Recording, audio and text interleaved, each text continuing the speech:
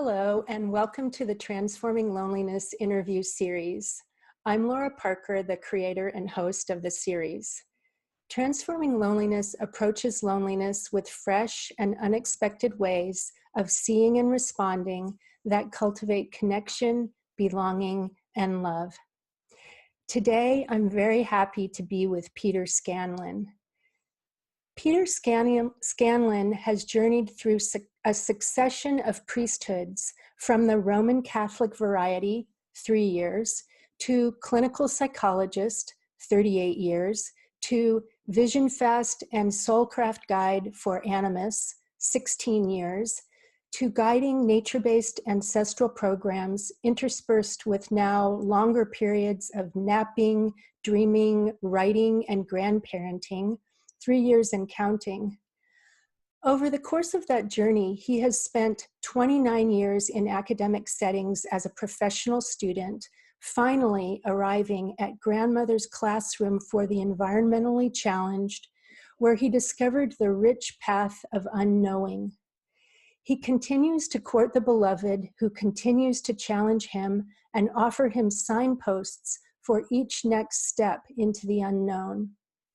More recently, he has been walking with his ancestral lineage and guiding others on that path in 5-day nature-based programs that he offers in the US and internationally. Peter and I met about 9 years ago when I participated in a year-long Soulcraft immersion program, and Peter and his co-guide Annie Bloom were the leaders of that program. And Peter and Annie taught me how to be in a relationship of courtship to mystery. That was something that I really didn't know anything about. And hopefully in this interview, you'll get more of a sense of what that is. But that caused a fundamental shift in how I approached my life. And that is one of the most valuable gifts I've ever received. So I want to thank you, Peter, for that. And it also has informed how I approach loneliness. I have been engaging with the experience of loneliness as a sacred other that has something to teach me. And I learned how to do that in my relationship with Peter. So welcome, Peter. Thank you so much for joining me today. Well, thank you, Laura. Thanks for inviting me to participate in this, what I consider a really important exploration of the topic of loneliness. Thank you. So we'll just dive right in here. And Peter, why do you think there is such an epidemic of loneliness in the modern world? Well, I attribute the epidemic of loneliness to the lack of time people spend alone or in solitude. I really think that's at the root of loneliness. And that may sound a little paradoxical, but I do distinguish loneliness from aloneness, spending time alone, or solitude, that's chosen time alone or in solitude. Yeah, so tell me more about how do you think that the absence of actual solitude creates loneliness? And then on the other hand, you've mentioned to me in other conversations that you actually think that chosen solitude is actually an antidote to loneliness. Exactly, yeah. Well, I think when we spoke before, I quoted Rilke, Rainier Maria Rilke, who was a poet, really a soul poet, who said that with regard to the most deepest and most important things in our life, we are all truly alone. And what I think he means by that is with regard to our relationship to things beyond the humans in our lives, that's where we find our deepest truths and about ourselves and about the world and about what we bring to the world. And it takes being alone in order for that discovery to happen. There's so many, of course, distractions in our lives. Many of them are very worthwhile. They're not, I don't mean by that something bad, that they're distractions, just things we have to attend to: family, work, day-to-day chores and duties, and sometimes even the draw to connection with others can be a way of avoiding times of being alone. Hmm. So I think those alone times are the places where we have the opportunity to meet those deeper truths about ourselves. Hmm. And those times and those discoveries, I think, are essential to enrich our then relationships with each other, as humans. Hmm. Great. And why do you think it's so hard for us to be alone? Well, yeah, I've guided over the years many programs where Vision Quest in particular, and you did a Vision Fast on your year-long program, where people are offered the opportunity to spend 3 days alone in the wilderness by themselves. They do that with all kinds of safety built into it. And I've just always been amazed at how many people say they have never, ever spent that much time alone just by themselves. And many times are often pretty terrified by that. And I've always said to them, I totally get the terror, because when we do choose to be alone, there's a lot that can come to the surface that we're just not aware of when we're engaged in the kinds of activities we are in our day-to-day And life. And that's actually the point, is to allow that to come to the surface, right? yeah, and there can be all kinds of things that come to the surface, emotions, strong emotions related to ways that we've carried wounding through our lives, different kinds of emotional wounds or even physical kinds of wounds in our lives. And when we haven't been attending to that, it kind of increases the pressure. And alone time is what kind of can trigger the opening up into that. There's also a sense sometimes of people being afraid of what's out there. Sometimes it takes the form of the natural world, bears, lions, uh, creatures, but it also can take the form of nightmarish kinds of images. And you're right that we talk a lot about that this is an opportunity from your wholeness, from your sense of being able to take care of yourself, that you can interact with these deep emotions and or images that come from, you mentioned mystery, the place of mystery, which I identify as the reality of the invisible world. Yeah. Yeah, can you say that again? I think you broke up a little bit. So what are you meaning when you're talking about mystery? Mystery, yeah, means that energetic, invisible world. It's the world beyond our material world. People might call it spirit, God, uh, the energetic field that's not a physical energetic field. It's It's invisible. yeah, it's the invisible world, exactly. Yeah, yeah. And of course, much of Western science has over the years diminished that and, come to this belief that everything is about physical reality. And And everything is about what we can see and measure. yes, right. Yeah. Yeah. And it really leads to a deep distrust of what we can't see and what we can't measure. Yes. And yet, what you're saying is, in that realm, in the invisible realm, is where the antidote to loneliness lies. Mm-hmm. That's right. Because we can come then into relationship with the parts of ourselves. I mean, we're all multiplicities. The fact is, even though Rilke says we are essentially alone, there's ways in which we're not. I mean, they're all kind of parts of ourselves that are trying to claim our attention, that take over us, say when we get angry and suddenly we're somebody different than how we usually experience ourselves. So And we can come into relationship with those parts of ourselves that carry resources and skills, and talk about nurturing skills, or any other kinds of skills, innocence, wonder. And when we come into relationship with those as actual others, how can we be alone? And sometimes that coming together, our awareness of those parts can again be terrifying. For example, the wounded parts of ourselves, because there's tons of stored up emotion if they haven't been processed.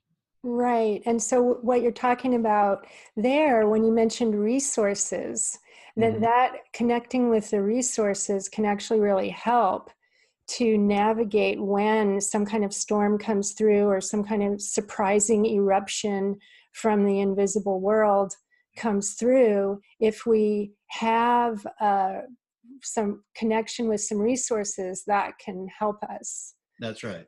Yeah. And there's also another very important aspect to what we can experience in aloneness, which is uh, that's invisible world, and what it carries for us in terms of hints and clues about what the deepest things we have to offer to the world, our authentic selves, our true gifts, which, unless we take that journey or some kind of journey, those can be beyond our awareness.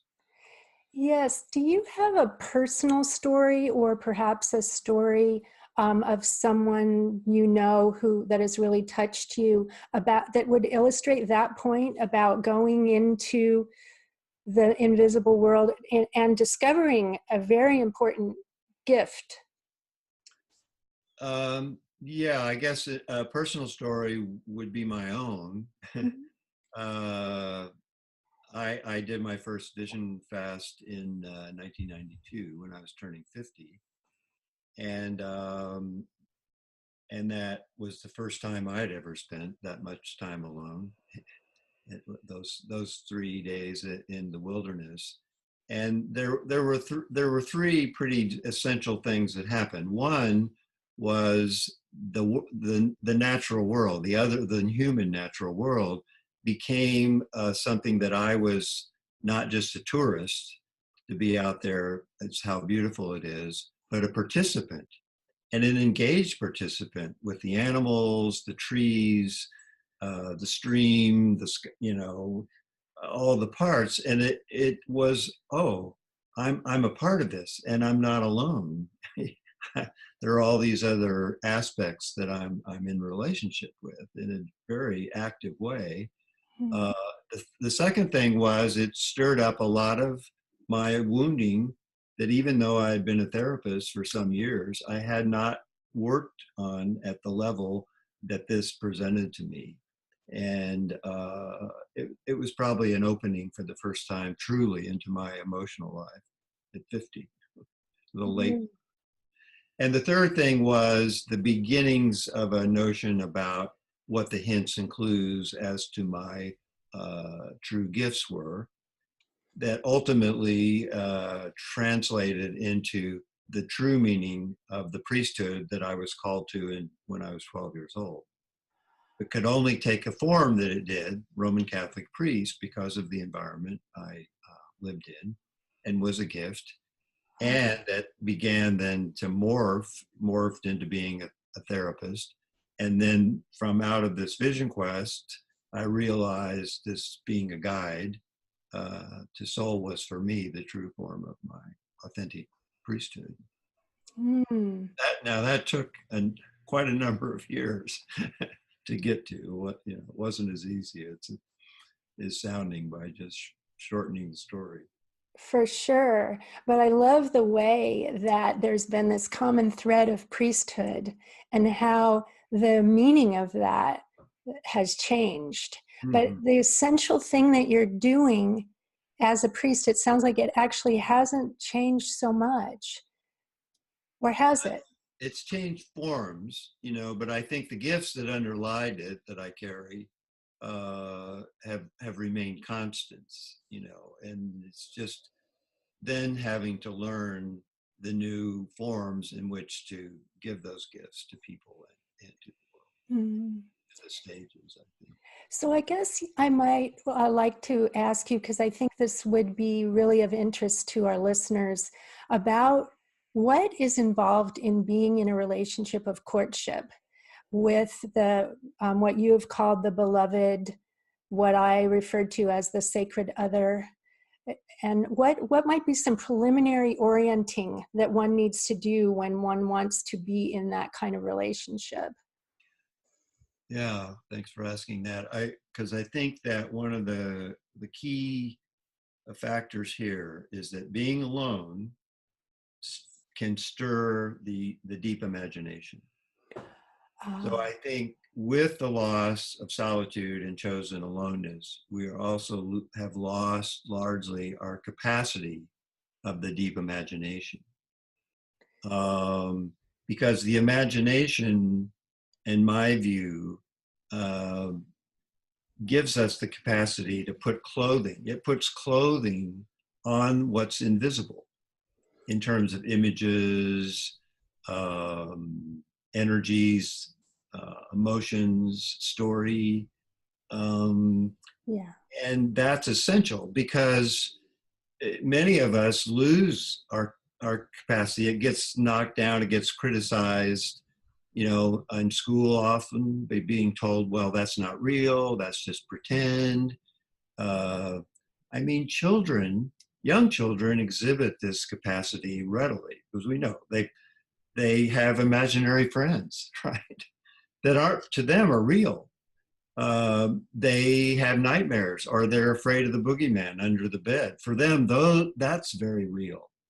And I believe that what's happening there, they are connecting to the invisible world, but they're not at a stage of development of their resources where they can handle, especially the scarier aspects of what can come up from the natural world, like Mm-hmm. nightmares. So they have to be comforted. Later, if we've maintained our capacity for the imagination, we know the difference between those two realities. And we can use our resources to interact with those realities, even the more upsetting or scary parts of those realities. So I think, the imagination is very important. As adults, when the imagination helps put images on things, we can make that distinction of, okay, that's real, but it's a different kind of reality than our day-to-day, the solid physical reality. And we have the capacity to engage with it. So it sounds like one thing you're saying that's really important is to have an attitude of honoring the imagination, not just dismissing it, and to really listen to what it has to say and to be curious about the spontaneous images that may emerge or insights. Yes, Mm-hmm. because the people will often come back and have had pretty huge experiences, say, of meeting a figure somehow, that they know is not in the physical world real, but seems very real, even in talking, exchanging dialogue with that. But they may come back and tell their story and say, well, I think I'm just making that up. Mm-hmm. Well, what I generally say is, well, yeah. So I said, where it's being made up from is the deep imagination.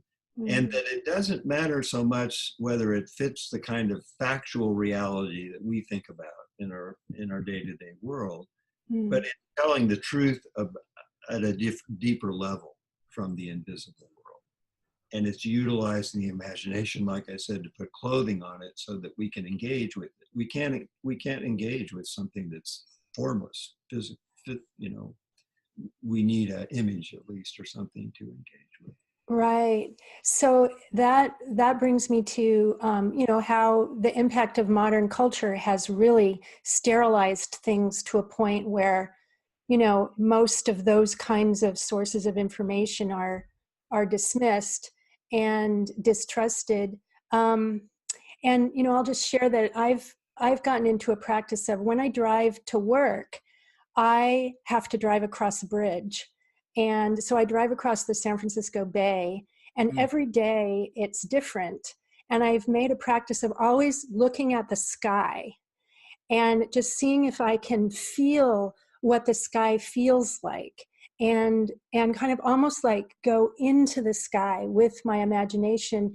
And it is an amazing experience of companionship, Mm-hmm. you know, and also that I am interacting with something that is mysterious to me, because I don't know what it's like for the sky to be the sky. And I noticed one day last week, I drove across the bridge, and it was very foggy. And at first, like, my more colonized Western modern mind wanted to get rid of the fog so I could see what was there.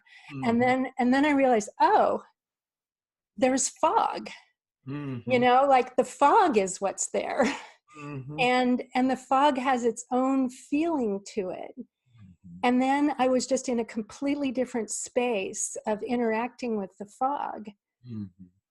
And I think that might be a little bit of what you're talking about shifting from a certain mindset into a mindset of courtship.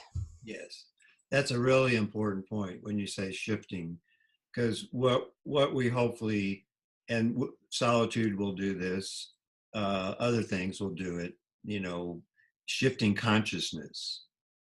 We sometimes use things like drumming, deep imagery, uh, ceremony, but it's a way of shifting consciousness that opens the door more and more to the deep imagination. Mm, And yeah, so that's a kind of consciousness that we're not often in our day-to-day lives. You do it driving across the bridge when you pay close attention to the sky. It's like when we pay close attention and are in that shifted consciousness, and it's dual consciousness, because you're also having to drive safely across right. the bridge. So it's kind of like a dual holding of both kinds of reality. And then sometimes we get totally surprised, like the fog, like we see something in the fog, or, you know, that, and it's that surprise element that says, I'm in a different kind of imagination now. I'm not in the kind of imagination that can conjure up an image. I'm Right. in the kind of imagination where things just happen out of the blue as I'm paying close attention. And that's a good clue that it's coming from that invisible world of mystery.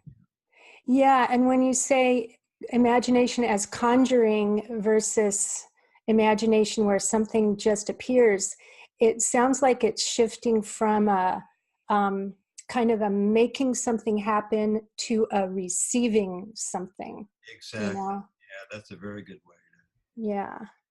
So you are now, your evolution of the priesthood has led you into doing ancestral lineage work. to. Mm-hmm. And in fact, that is what first led me to invite you to be in this interview, because in some of my early explorations about, you know, what loneliness had to tell me about what it is, uh, one of the messages I received is that loneliness is related to this kind of experience of actually being cut off from my lineage, from my heritage, and in particular, the heritage of my people way back that lived in a more earth honoring way. Mm-hmm. Um, but more modern experiences are of just the loneliness of that. And recent ancestors have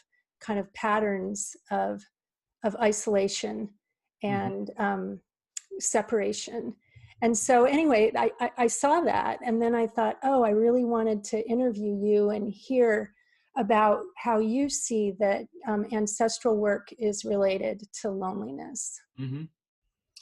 Yeah, it's akin to what we've been talking about with regard to how aloneness or solitude can stimulate the imagination and connect us to the invisible world. So, in my view, the ancestral energies, however you people want to think about them. Some people think of them as ghosts, some as just spirits, some think of it as just an energetic, I tend to think of it as an energetic field that holds all the emotion and energy of what happened with our ancestors. And it's it's woven into everything else that's in that field of mystery, the invisible field, like our soul story, what that field can say to us about our deepest gifts, our the wounds of the ancestors, the gifts, the resources, the skills, the cultural heritage of our ancestors.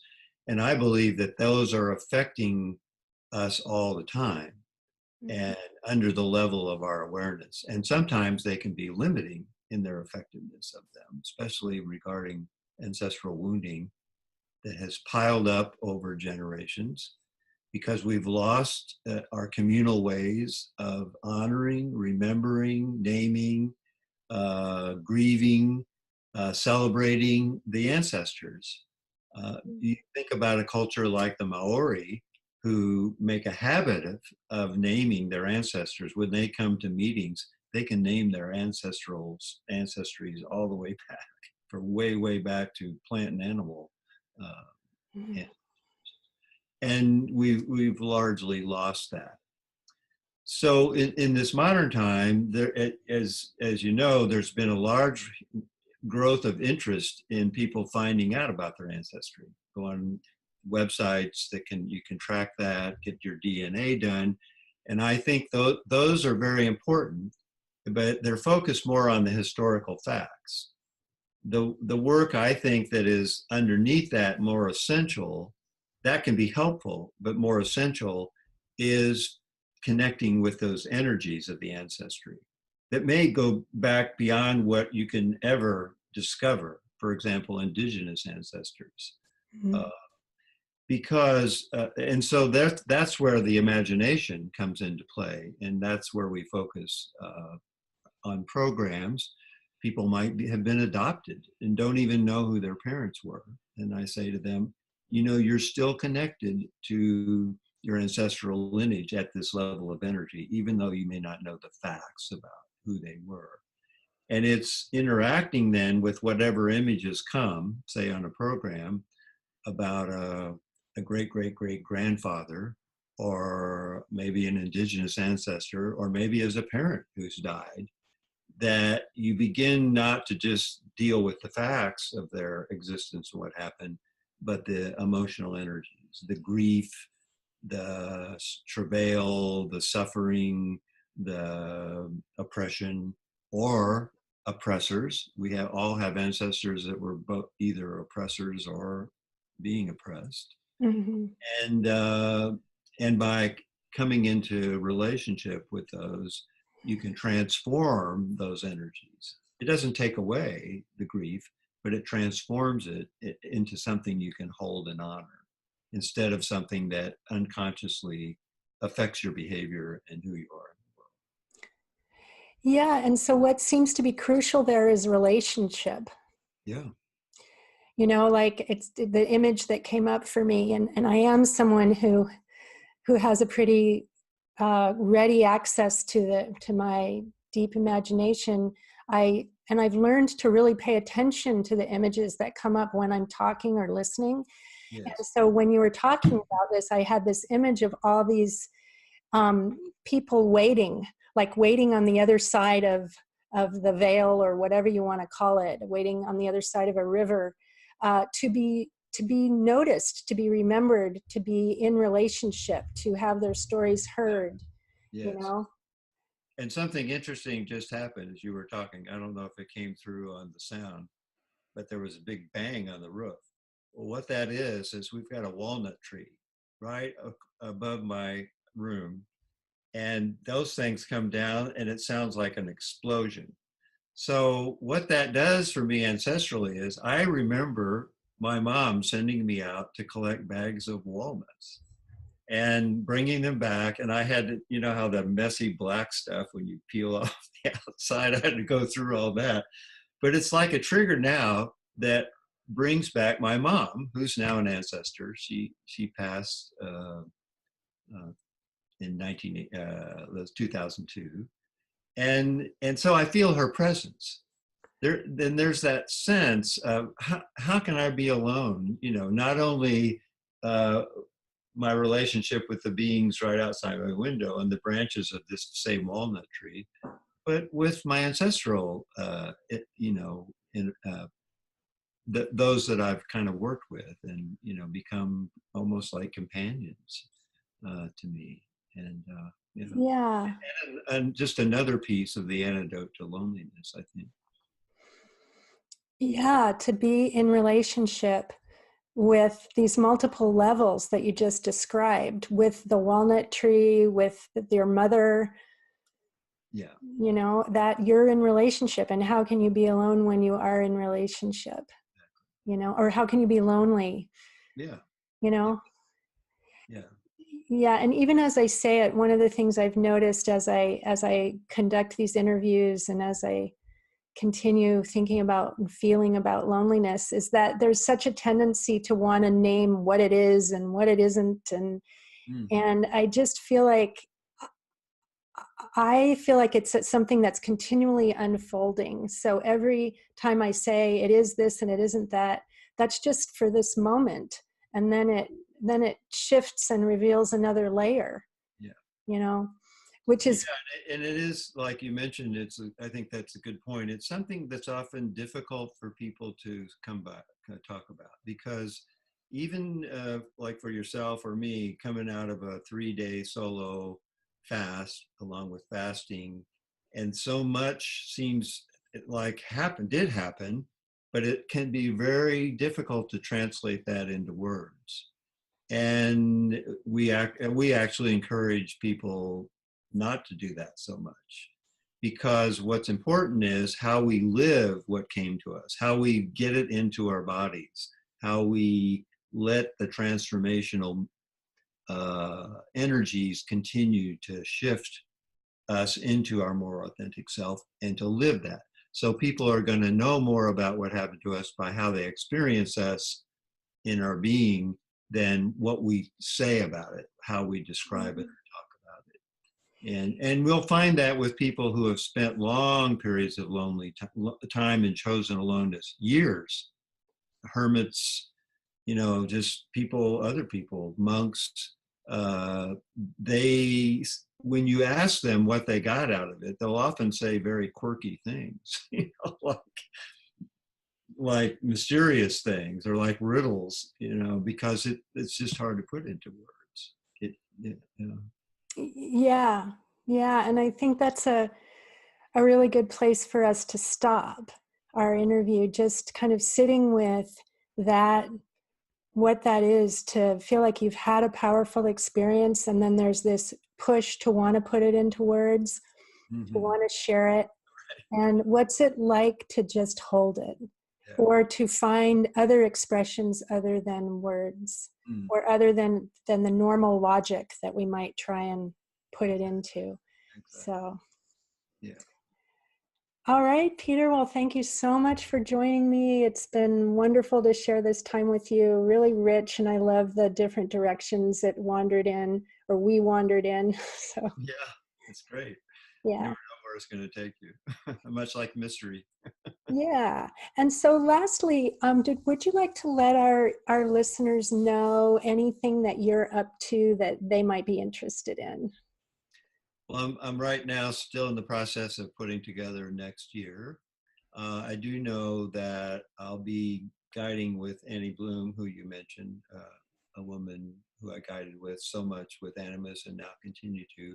We'll be guiding an ancestor program in Utah, along with another program. I'm guiding one here in Tennessee and hopefully one in Scotland. So the best way for people to find out about that would be to go to my website. That eventually, not yet, those programs aren't up yet. They'll be on there. Okay.